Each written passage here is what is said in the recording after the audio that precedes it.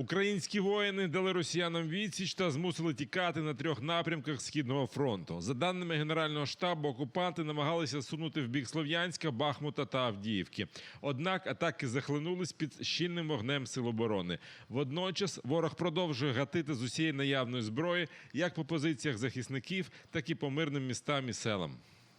Противник продовжує утримувати окремі підрозділи Західного військового округу в прикордонних районах Брянської і Курської областей з метою демонстрації присутності та сковування дій підрозділів Сил оборони.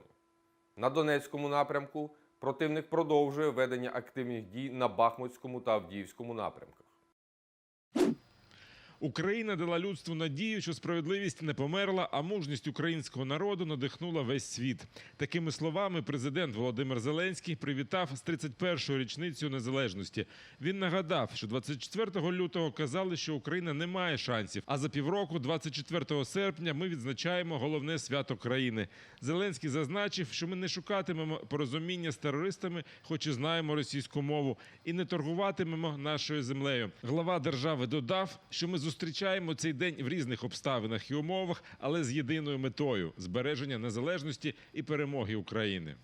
Цей прапор має бути всюди, де має бути по праву. І на Донбасі, і в Криму.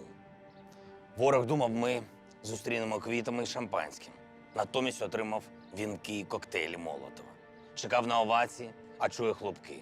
Окупант вірив, що за кілька днів пройде парадом у центрі нашої столиці. Сьогодні на Хрещатику можна побачити цей парад. Доказ, що ворожа техніка може з'явитись в центрі Києва тільки у такому вигляді. Спалена, зруйнована і знищена. Нам не важливо, яка у вас армія. Нам важливо, яка у нас земля. Ми будемо битись за неї до кінця. Ті, хто воюють за незалежність, знають її смак – крові і смерті, землі і сліз. Головнокомандувач Збройних сил України Валерій Залужний, вітаючи українців, наголосив, що незалежність – це відповідальність, що лежить на плечах кожного. Незалежність можлива тільки тоді, коли люди готові за неї боротися. І тепер ще подивимося, де нас зупинять. Вічна пам'ять полеглим героям і вічна слава живим. Дякую вам, захисники і захисниці України. Маю за честь служити разом з вами. Слава Україні!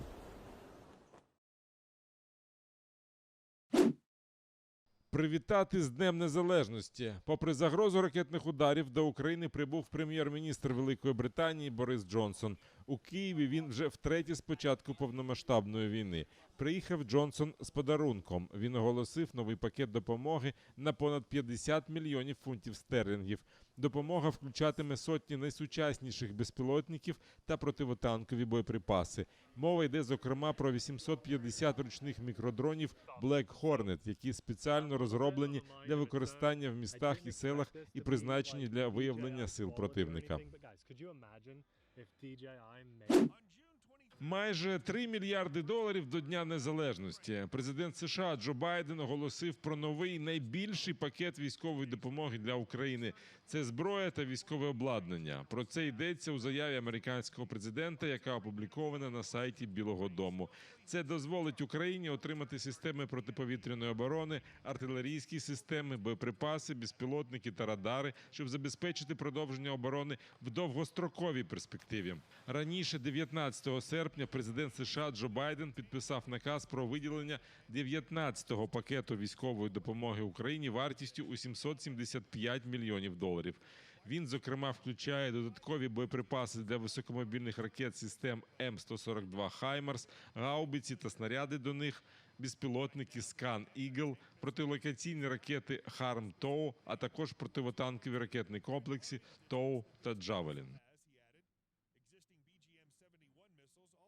Пані засудили вторгнення Росії і її агресивну війну проти України та схвалили спільну заяву, в якій підтвердили готовність разом працювати над деокупацією Криму. Це підсумки другого міжнародного саміту Кримської платформи. Цього року саміт перевершив установчий саміт 2021 року як за кількістю учасників, так і за їхнім рівнем та географією.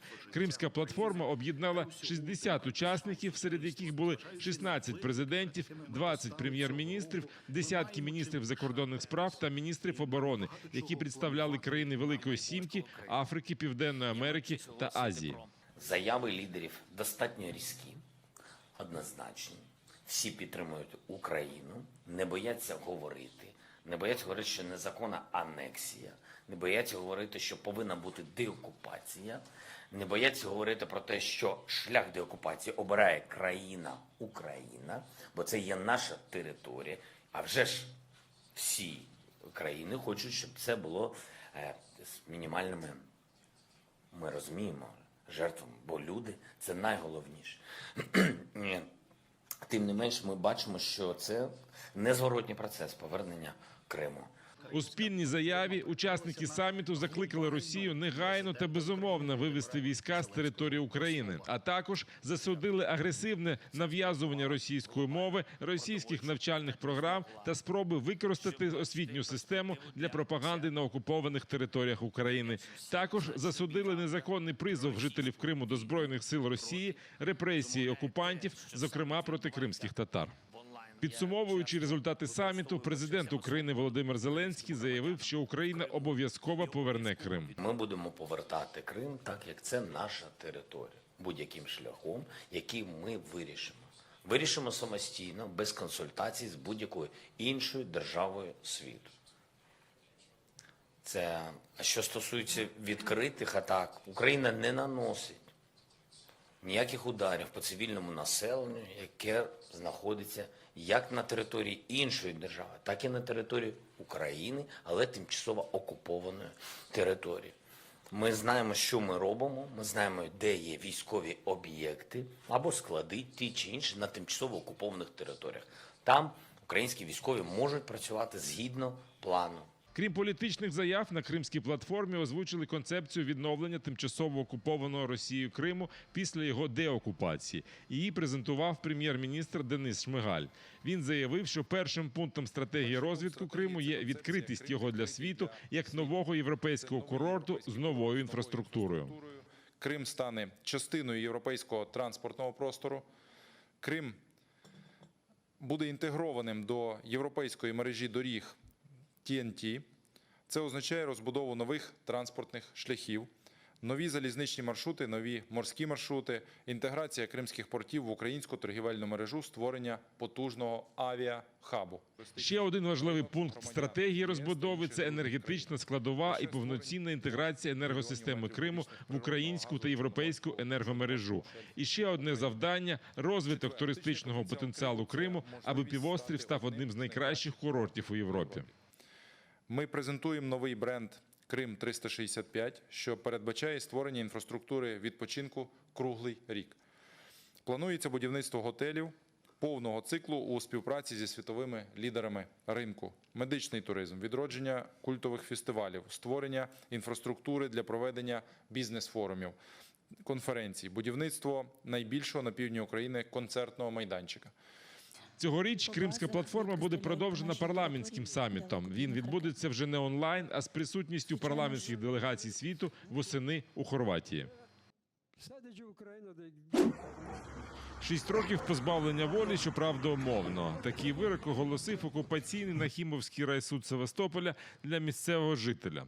42-річного чоловіка російські окупанти назвали нібито послідовником українського націоналізму. Під час облави в його оселі чисто випадково знайшли тротилову шашку вагою понад пів кілограма. Власне, у так званому незаконному зберіганні вибухівки його й звинуватили.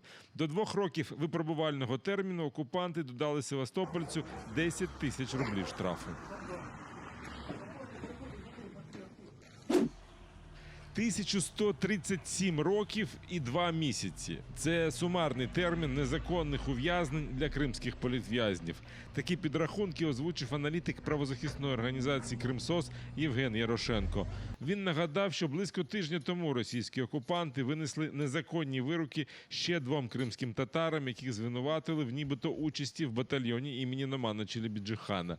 За таким же звинуваченням нині заарештовано щонайменше 16 людей. З них 10 після початку повномасштабного російського вторгнення. За інформацією «Кримсос», наразі 147 наших співгромадян в окупованому Криму стали жертвами політично мотивованих переслідувань. З них 134 перебувають в російських в'язницях. Колаборанта Івана Сушка денацифіковано у Запорізькій області. Автівка, в якій їхав гауляйтер села Михайлівка, вибухнула. Спрацював вибуховий пристрій, який заклали під сидіння. Сушка було поранено і в критичному стані доставлено до лікарні, де він невдовзі помер.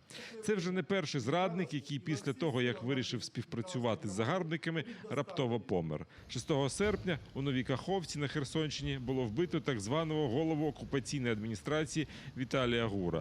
До цього у червні невідомі підірвали у Херсоні автомобіль, призначеного Росією голови управління сім'ї, молоді та спорту Дмитра Савлученка. Той помер вдома.